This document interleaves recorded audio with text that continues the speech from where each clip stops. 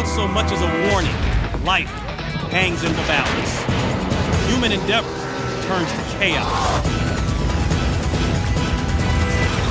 And within seconds, nothing will ever be the same. Oh, man. Ever. When destruction calls your number, there's no hanging up. In Mexico, a stunt rider is crushed by his ATV after a backflip stunt goes terribly wrong. And an inferno turns one of Madrid's most historic high-rises into a 32-story ruin. It's like an F5 tornado right through your living room, and it's called Destroyed in Seconds.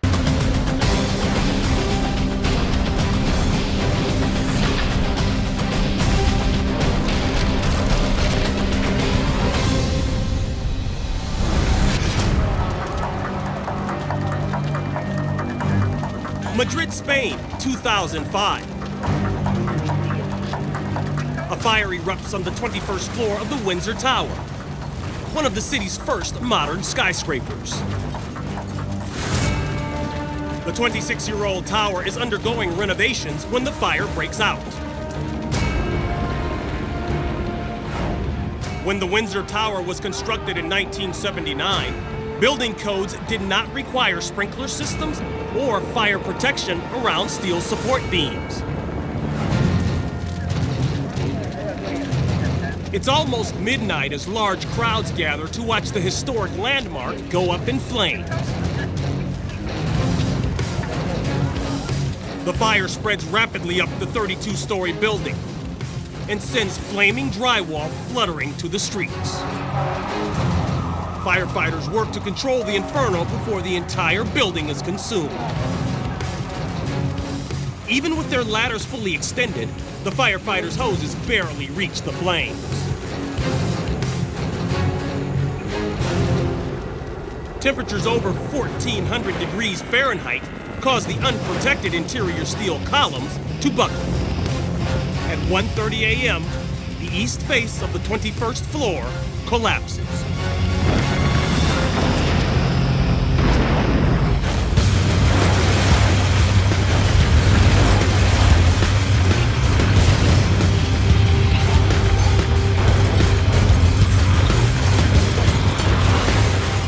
Soon after, several more floors crumble under the intense heat. Fire crews retreat as the building's facade violently tumbles to the ground. They're a safe distance away as tons of debris hit the ground in an eruption of fire and smoke.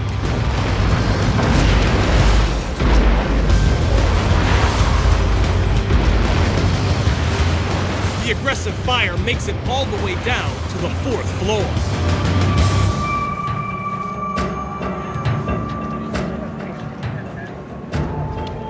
By dawn, almost the entire building has been gutted. A mass of steel beams twisted by the heat and force of the collapse hangs off the 21st floor. 7 firefighters are sent to the hospital with minor injuries. Because of renovation work, the Windsor is unoccupied at the time of the fire. It costs an estimated $28 million to demolish the unstable structure.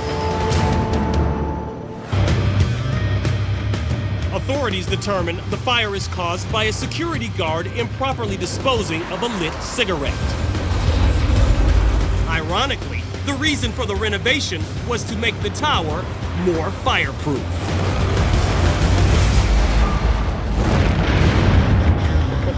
Onboard police cameras are mostly known for catching high-speed chases and other moving violations. But as Officer Chase Burns patrols the quiet suburban neighborhood of Rome, Georgia, his dash cam captures something dramatically different. Up ahead, a 160-foot-high, 49-ton construction crane being used to erect a 4-story building carries a load of steel beams. When local resident Patricia Ross pulls up to a red light, the extended arm of the crane crashes directly onto her sedan. The massive arm slams down mere inches behind Patricia, trapping her in the car. Rescue crews race to the scene. They use the jaws of life to cut through the twisted metal. Patricia emerges from her demolished car. She's taken to the hospital for neck and back injuries. The crane operator manages to jump clear and suffers only minor injuries. An investigation determines that the crane's load is roughly 1,500 pounds too heavy, causing the collapse. If the crane had fallen just a second earlier, it could have ended Patricia's life. In the world of drag boat racing, alcohol flat-bottom boats are in a league of their own. Running on ethanol, these engines generate more than 3,000 horsepower. That amount of power combined with a light fiberglass body makes flipping over a constant danger. To ensure optimum safety, frequent inspections keep these machines in top running order. But as Jerry Davis is about to discover, some mechanical problems are impossible to detect.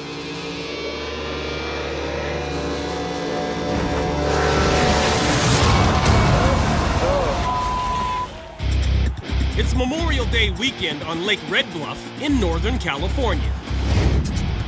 Fans gather to watch the IHBA Nitro Nationals, where some of the top drag boat racers in the country face off.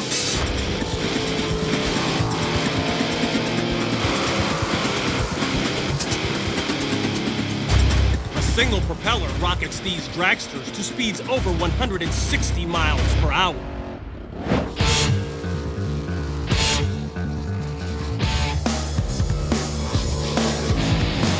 Jerry Davis has been racing for more than 30 years. He prepares for his second qualifying run. He's strapped into the safety pod of his top alcohol flat-bottom nitro with a 5-point harness. In the event of a crash, the pod is designed to break away from the rest of the boat and keep the driver safe from flying debris. Jerry gets the signal and guns it.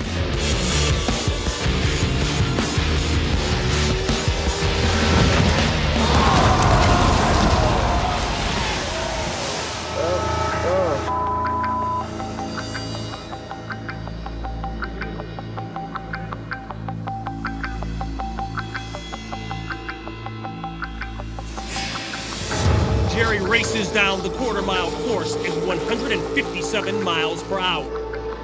Just 10 feet from the finish line, a blade on his propeller snaps off. The boat is thrown off balance. The engine is ripped from the fiberglass hull, which then begins to disintegrate. The safety capsule instantly breaks free and hits the water with the force of 10 Gs.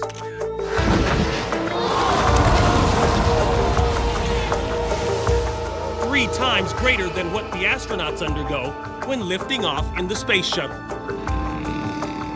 The rescue boat arrives, and Jerry's cockpit is hauled out of the water within seconds. The pod remains intact.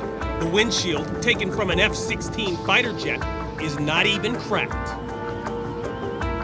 The engine is also salvageable, but the rest of the $225,000 boat is destroyed.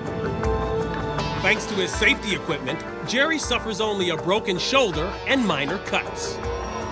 The break in the propeller is attributed to metal fatigue, even though it's only been used in 2 previous races. Despite this being the 3rd near-fatal accident of his career, Jerry is back racing only 4 months later.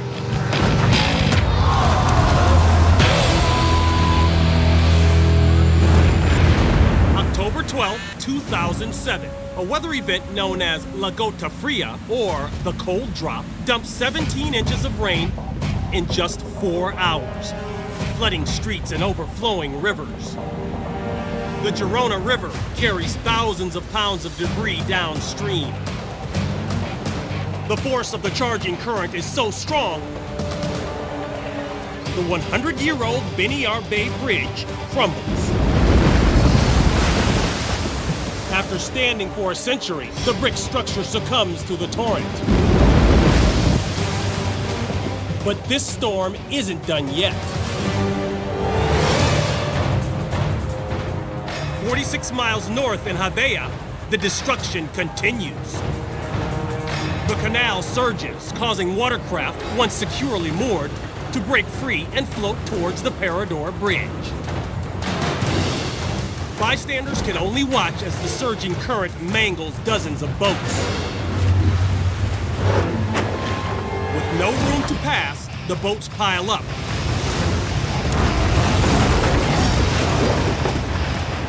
One after the other. The current is so strong, it forces the vessels under the bridge.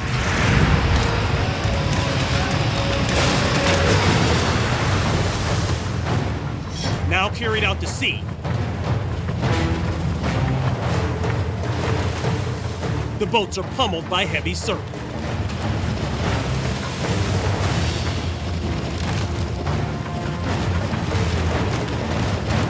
More than 100 boats are either heavily damaged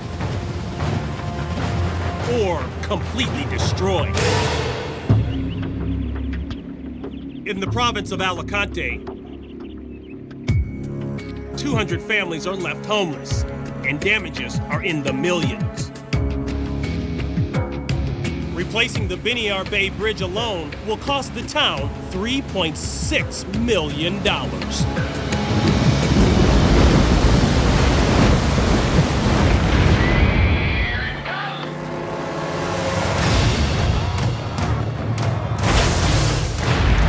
In the world of stunt jumping, they're called catch cars, stripped-out junkers that drivers use to cushion their landings. Over his decade-long jumping career, professional stuntman Tommy "Trouble" McTagg has landed on scores of catch cars and always comes out on top.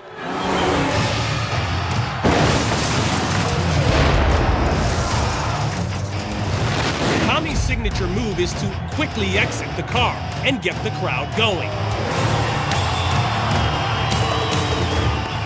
But at the conclusion of tonight's jump, there will be no quick exit.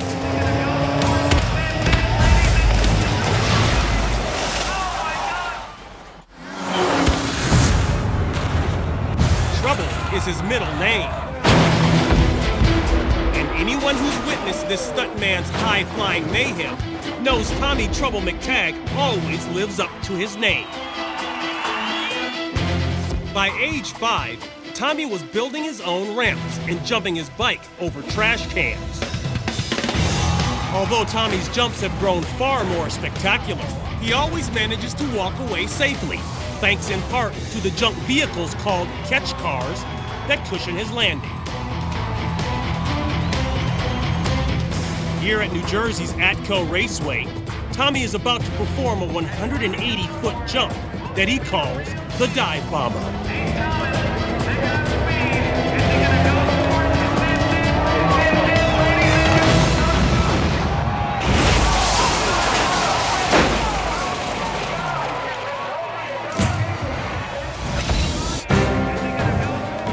Tommy has no problem clearing the 180 feet amid pyrotechnics. He hits his correct landing spot, but his momentum causes the catch cars to act like massive springs. He flips over and lands upside down.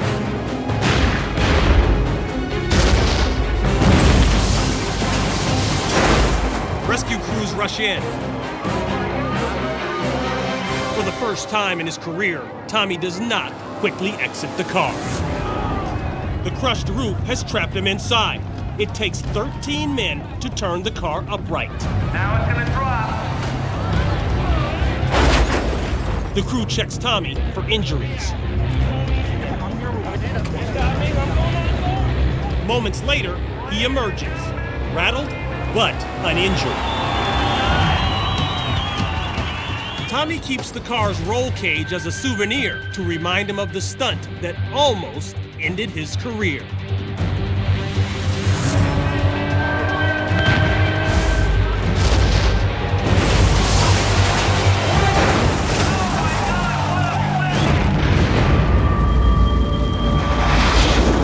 One of the most challenging maneuvers a Navy pilot needs to master is landing a jet on the deck of an aircraft carrier.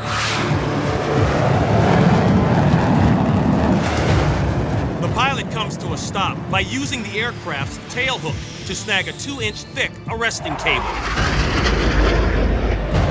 Accidents involving the cable can be disastrous.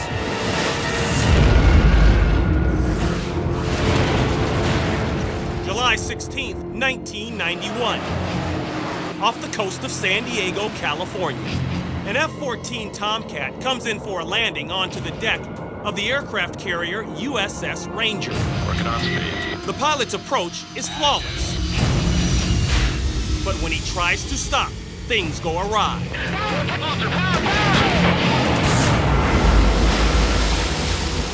Lightning, close aboard, lightning! Working on speed.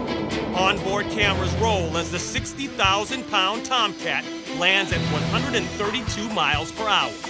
The pilot successfully hooks the cable, but it snaps, and the plane plunges into the Pacific. Then, a hopeful sight. 2 parachutes open just off the ship's bow. The pilot and co-pilot drop into the ocean a few feet from their sinking jet. Shipmates rush into action and pluck the men out of the water. Fortunately, the airmen are uninjured. If they had ejected just a second later, the crash could have been fatal. As for the F-14 Tomcat, it's a $38 million loss.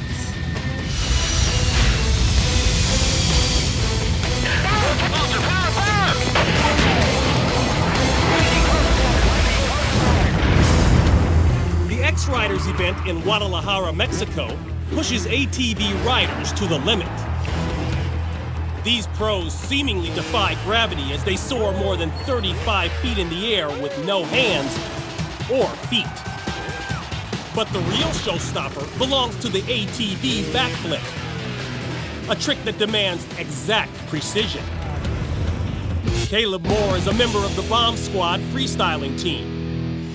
Today, he wants to stun the crowd by pulling off a spectacular ATV backflip. But he'll end up stunning them for a far different reason. It's the X-Riders motocross freestyle event in Guadalajara, Mexico. Both quad and dirt bikes are featured in this high-flying exhibition. As a member of the Bomb Squad freestyling team, Caleb Moore's signature trick is the ATV backflip. Hitting the correct launch speed for this stunt is critical. Too fast and you'll overshoot the ramp. Too slow.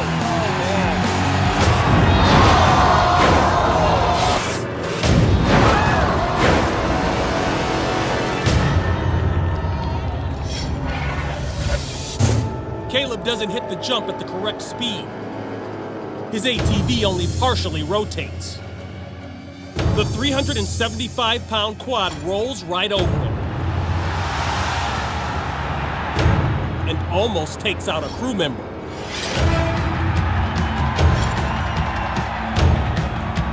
Medics and team members rush in.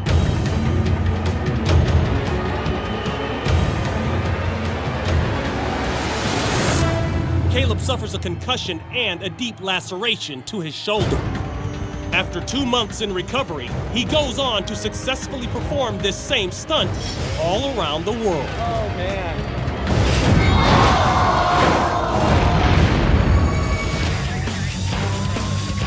Buckeye, Arizona. On Interstate 10, just west of Phoenix, police pursue a car thief who's made off in a black Corvette. Even though the driver blows out 2 tires and is riding on rims, speeds reach 100 miles per hour. The pursuit continues for 40 miles until police receive help from an unexpected source.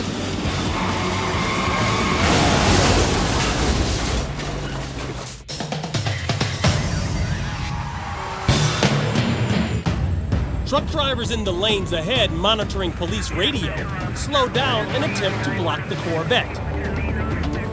The driver tries to weave around him. His car goes into a fishtail as he loses traction. The Corvette collides with the trailer with such force that the roof of the car tears off, and the driver is ejected onto the jagged desert terrain. Police move in with weapons drawn. The impact is so great, it rips the shoes off the driver's feet, but he suffers only a cut to his head and other minor injuries. When an ambulance arrives, he's handcuffed to a stretcher and taken to the hospital. The tractor trailer that helped bring the chase to an end suffers minor damage. The truck driver is able to continue on his route. As for the stolen Corvette, it's completely destroyed. The suspect fully recovers and is later convicted on theft and felony flight charges. He's sentenced to 2.5 years behind bars.